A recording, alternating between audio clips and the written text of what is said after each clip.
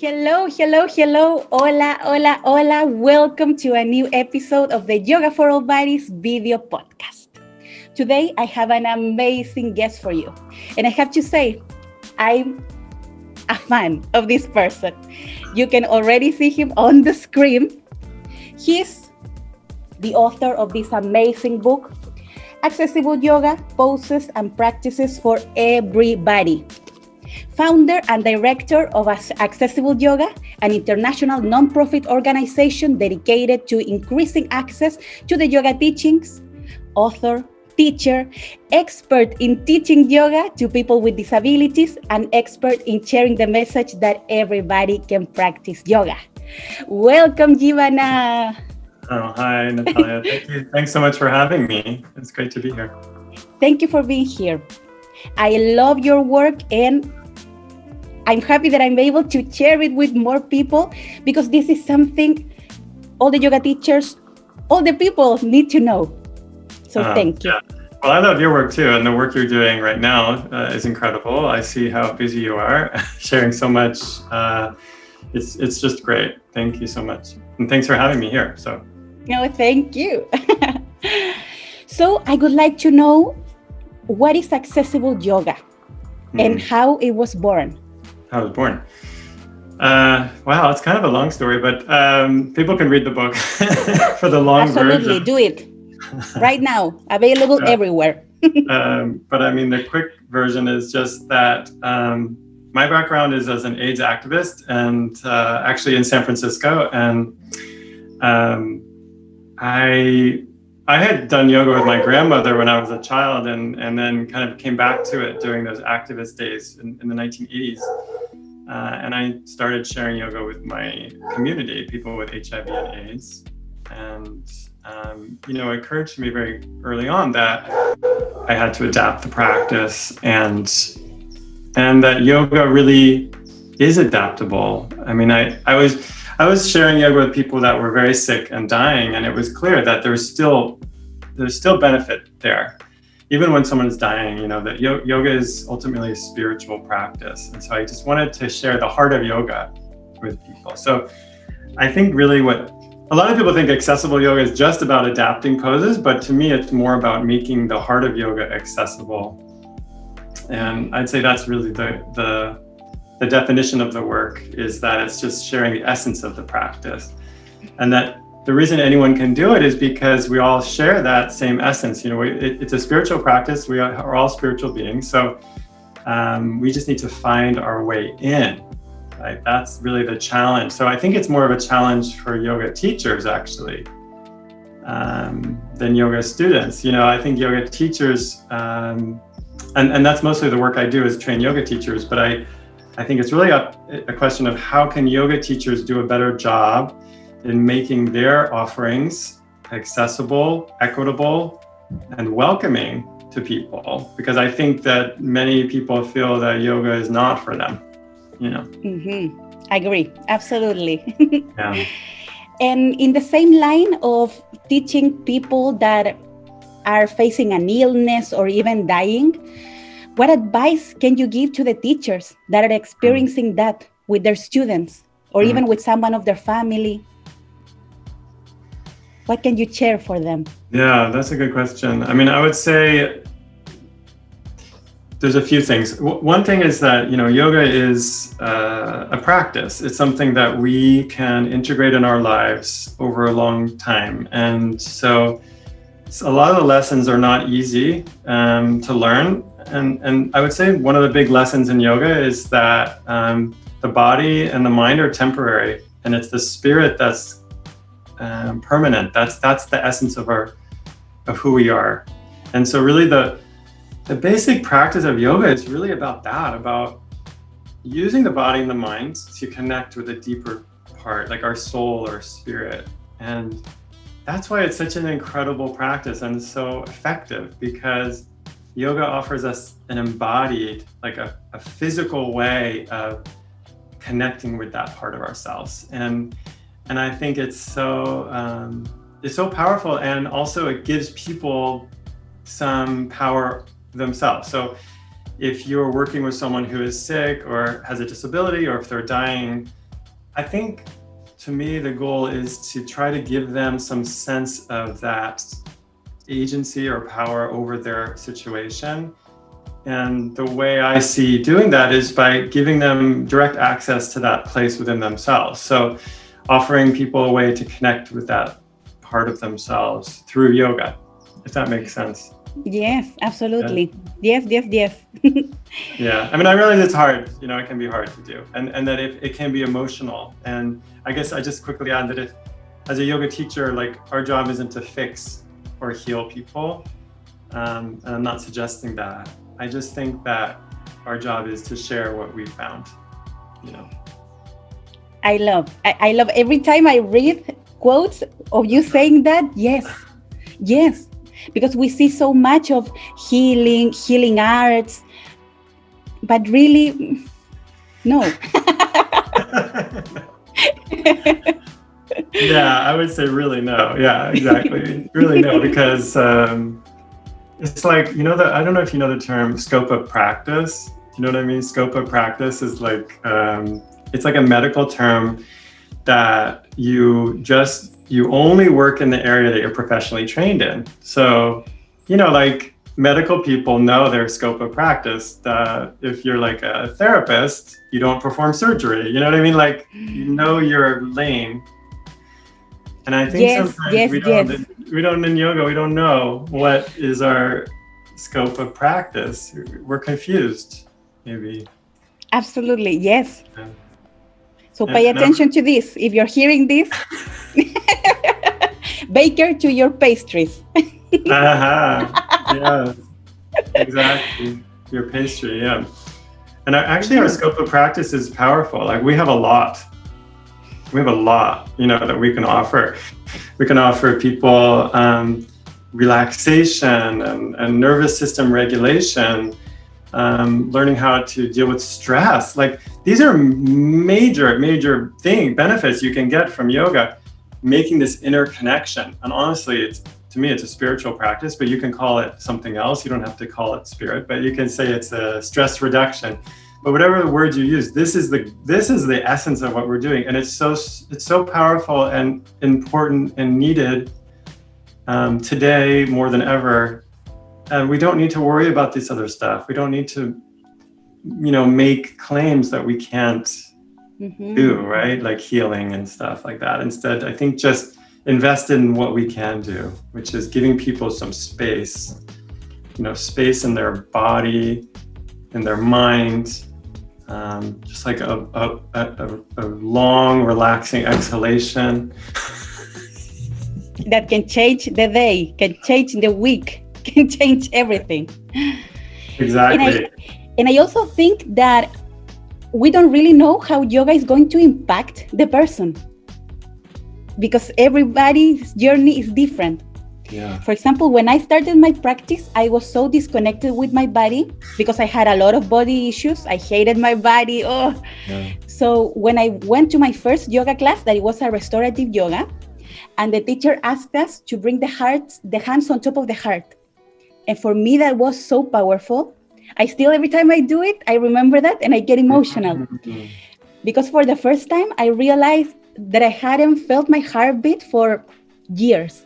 So for me, it was so powerful, and maybe the teacher had no idea that moment for me was life-changing. Right. That's so beautiful. Yeah, thanks for sharing that. I think that's such a great example.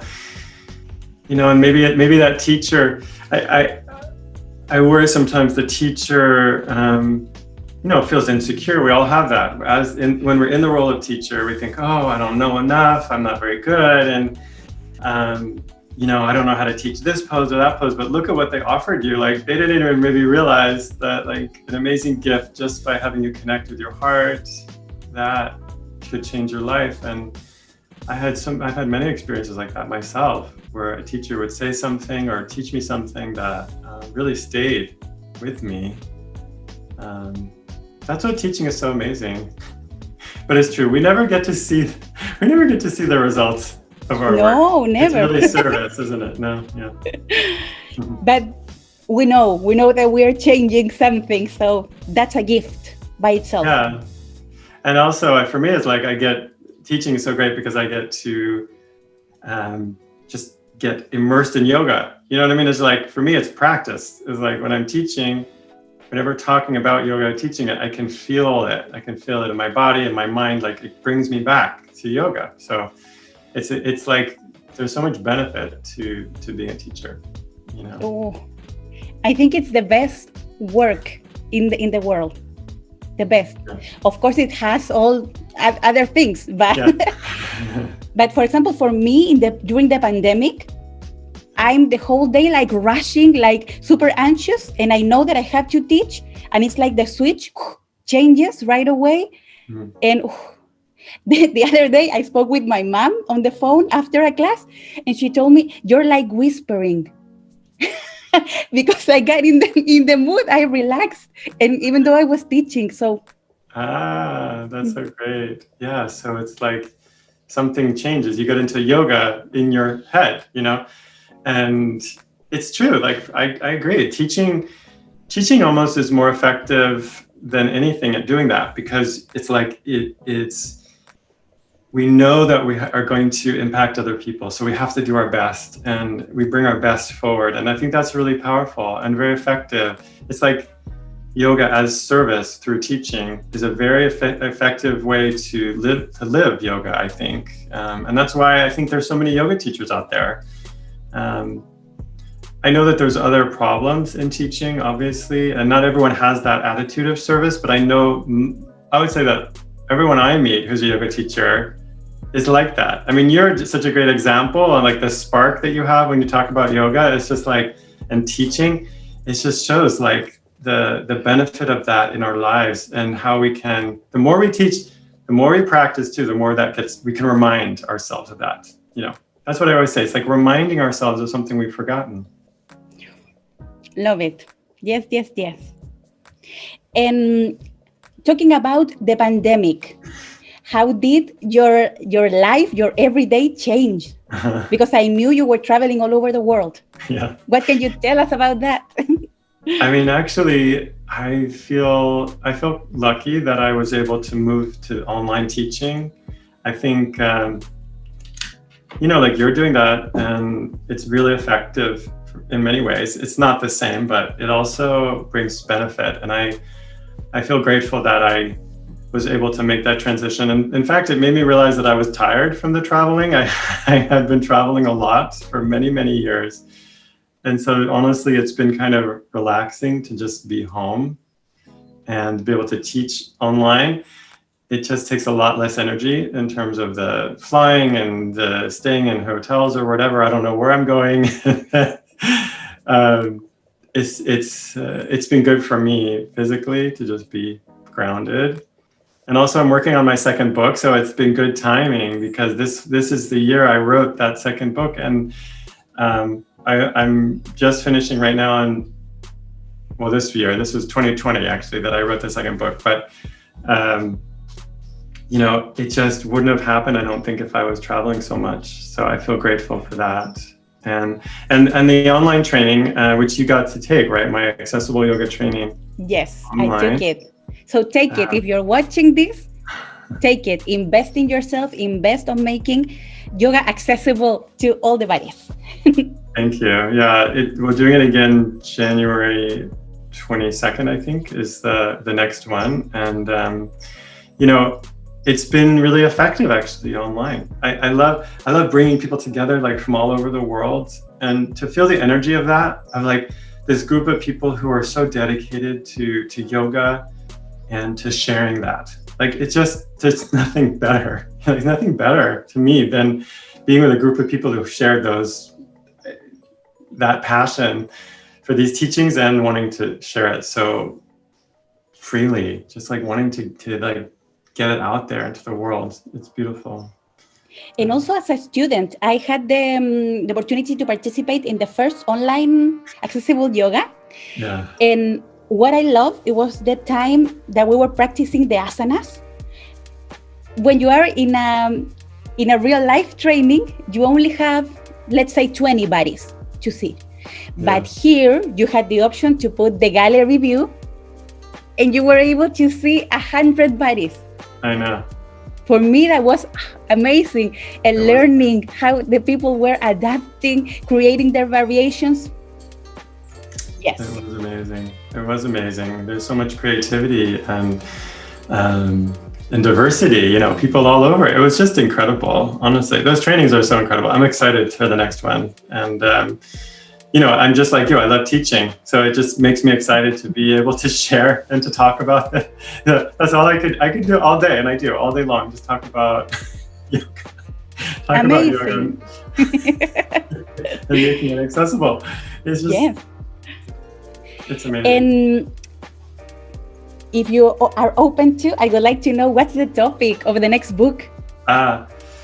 Well, yeah, it's called Yoga Revolution, and it's similar to the Accessible Yoga book. It's just more of the philosophy and conversation, mostly around looking back to the ancient teachings around mostly the Bhagavad Gita and the Yoga Sutras of Patanjali, and looking at how we can apply those teachings right now in our lives, especially in the context of, for me, just like with my life, like how my personal experience is doing that, but also in the context of social justice. So I'm trying to talk about kind of laying the spiritual groundwork for that work that shift that's happening in the world around equity and accessibility and all those topics. And I just feel like the teachings speak to that so clearly. And I think we can look back and see it there.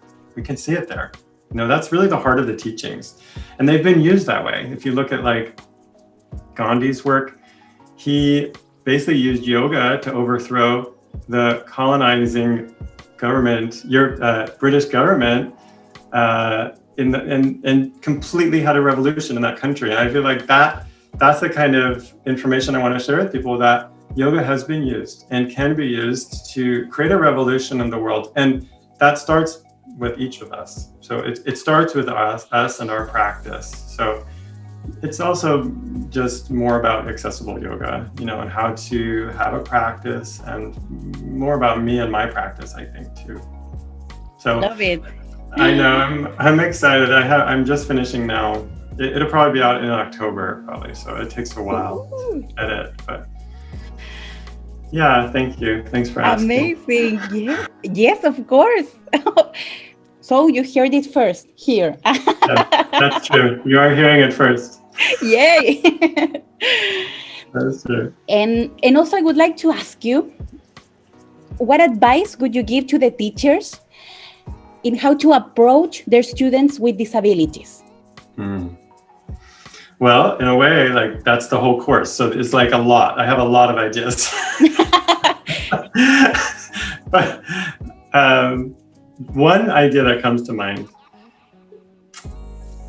is to treat everyone equally, and to really, really think about what that means. You know what I mean? I know we say that a lot. It's kind of cliche that we treat everybody the same, but we don't really do it. And I think as a yoga teacher, I would really push people to think about what that would look like in terms of how you teach if you actually taught everyone equally and treated everyone equally, regardless of their ability, or what they look like, or their body size, whatever. You know what I mean? If you could actually think about them all as on an equal plane, they all are equally effective, they're equally worthy, you know what I mean? It could just change the way we go into the classroom. I think that there's a hierarchy in yoga, in modern yoga, that is one of the most dangerous things that we have. This hierarchy of ability, and these physical goals we've created of, quote, advanced poses. And like I always say, there's really no correlation between ability and peace of mind. And that peace of mind is the goal of yoga. And the fact that whether someone can actually do some advanced pose or not, it doesn't make them more of a yogi. It doesn't make them more advanced. So what is advanced? Make them a better person. No, thank you. So it doesn't make them a better person. Doesn't make them a more anything. Maybe more flexible or stronger, but that's not what yoga is about. So what is advanced yoga to you? What would you say? Can I ask you a question? Yes, of course. for me, advanced yoga is allowing your mind and your body to be here and now, to really accept that this is your envelope, this is your heart, this is your soul, and at the end of the day, cherish all the amazing things you can do with this. Because I see that a lot of people are focused on, I'm going to wait to be healthy to do this. I'm going to be thin and I'm going to start my Instagram account for yoga. And it's like, I mean, with this body, I mean, it's a gift to wake up every day. So yoga, I think it's facing life with gratitude.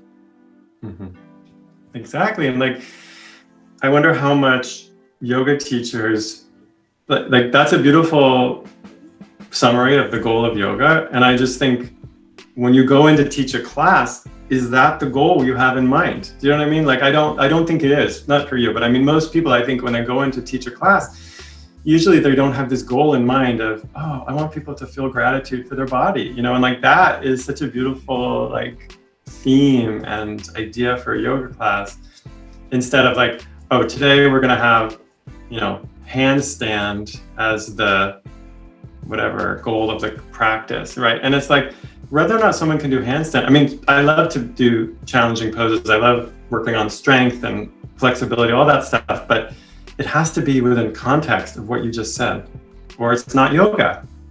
Like exercise is amazing. I love exercise and I love to use asanas in that way. But to use asana as yoga means something else. It's what you said, actually. To use asana in the context of yoga means that you're using asana to actually be in this moment. Yes. Right. Yeah. That is so important. And that's why I teach offering a lot of options. All the people that come to my classes, they know that they are going to receive at least 4 options per post. Exactly. And it's because every day is going to be different. Every day, every moment is going to be different. And I give my students permission. If they want to stay the whole class in Shavasana, do it. Because that's what your body needs right now. That's what your mind. And maybe someone from the outside is saying, oh, they're doing nothing. They're laying there. But so much is happening.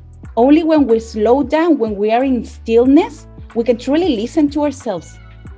I've had the most revealing ideas, revelations, being in Shavasana. Yeah. So powerful. Exactly. You said that so beautifully. Exactly. I mean, because you asked me, like, what advice would I have for yoga teachers dealing with students with disabilities? But like, honestly, like that's my advice is like, bring that intention, bring that goal, you know, into the class of creating this opportunity for just accepting ourselves where we are right now. Like that's a beautiful one, for gratitude, for having a moment of peace throughout a really, really intense day that can connect you to that place inside and allow those messages to come up, you know. It's like, one of my favorite things about yoga is that there's this idea,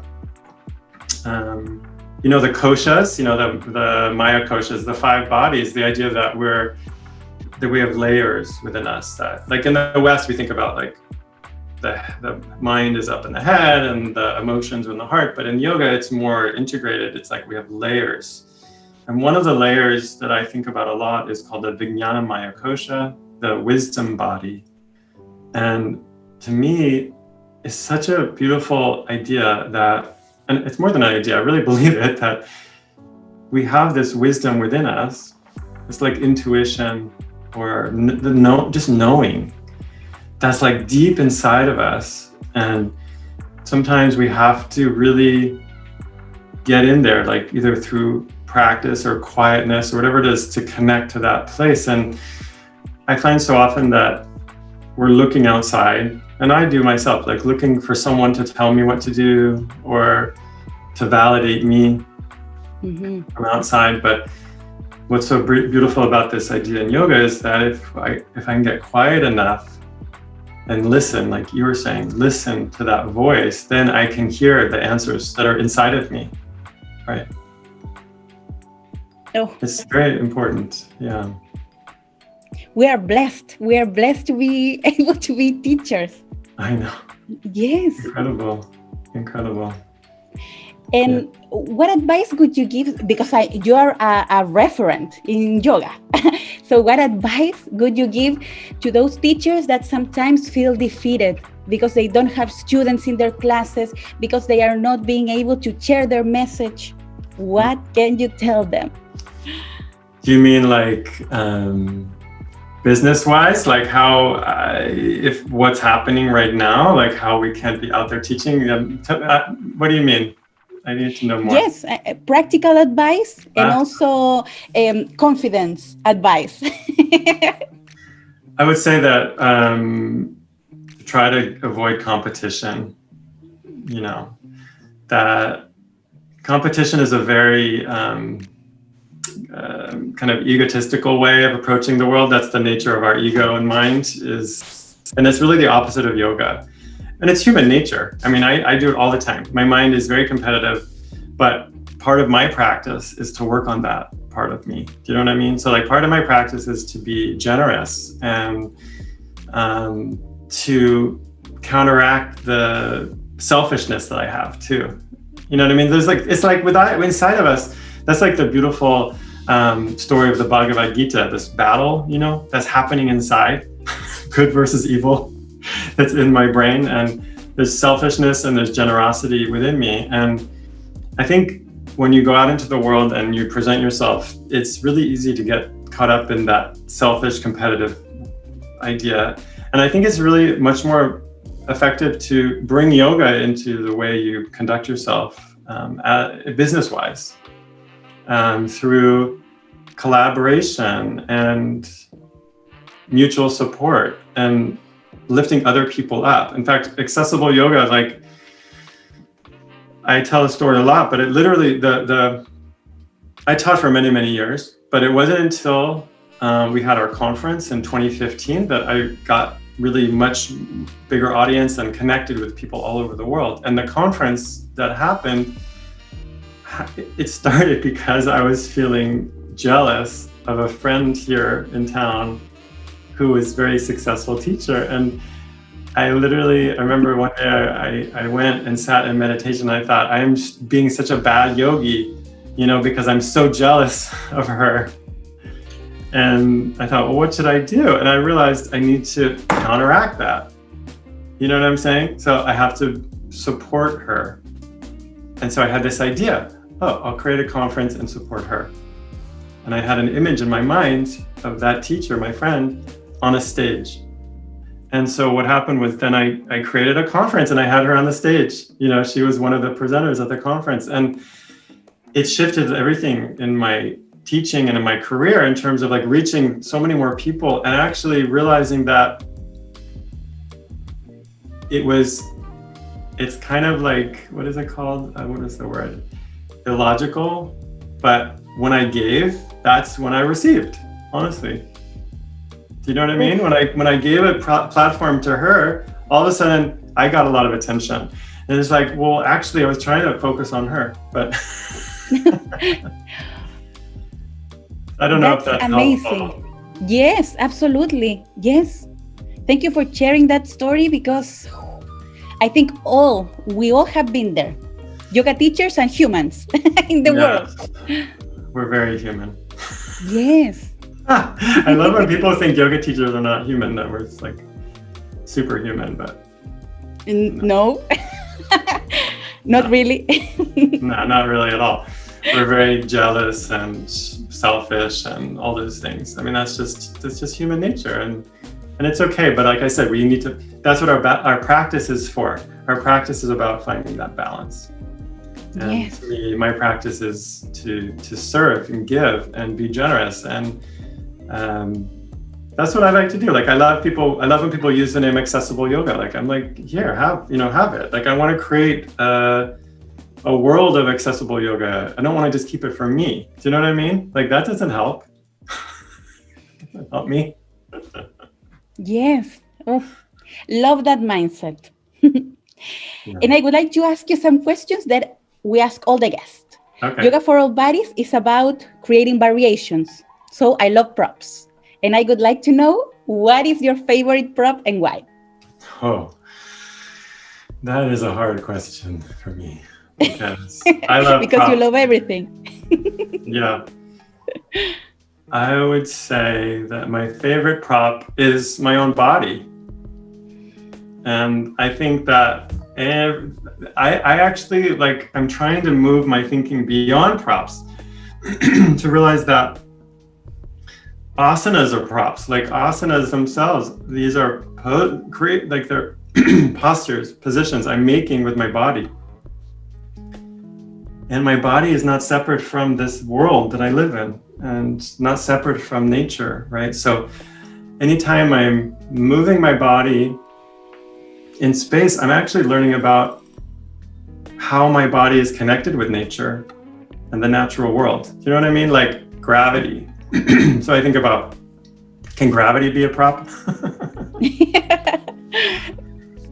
you know what I mean? Like, I think that these are actually, I think asana is an exploration of our bodies in space. And I'm feeling that all the time. Like I'm feeling right now, like how my body is in space and in relationship to the world around me. And I think we're doing that consciously in asana practice. So my body itself is like the prop that I'm using to experience that for my mind and for my spirit, right? Like this is this amazing prop I have right now. Love that answer. Yes. Okay. And finally, how can the listeners, how can the people find you, and how can they find Accessible Yoga? Okay. Promote yourself. Okay. Well, I have that training coming up, so I really welcome everyone to find out about that. I'm going to do a free webinar, free info session, and maybe you can give a link. I can share it with you. Yes, absolutely. That'll be, I think it's on January 15th is the free info session, and then the training starts on the 22nd. You can go to accessibleyogatraining.com for that. Also, the nonprofit is at accessibleyoga.org, and we offer an ambassador program. I think you're an ambassador. Yes? Not yet. Please, I'm in the process. You will become. Yeah. I'd like you to be one. Ambassadors just represent accessible yoga in the world. And also it's like you get our support. Like that's the idea, is we're supporting you. And also we have an annual conference, and we're going to be doing monthly community forums on specific topics. So I invite everyone to come to those. And that information is at accessibleyoga.org, or also like Accessible Yoga can be found on Instagram or Facebook. And so can I, like under my name, people can find me. So it's really, there's three. There's Accessible Yoga Training, and then me, Jivana Heyman. Amazing.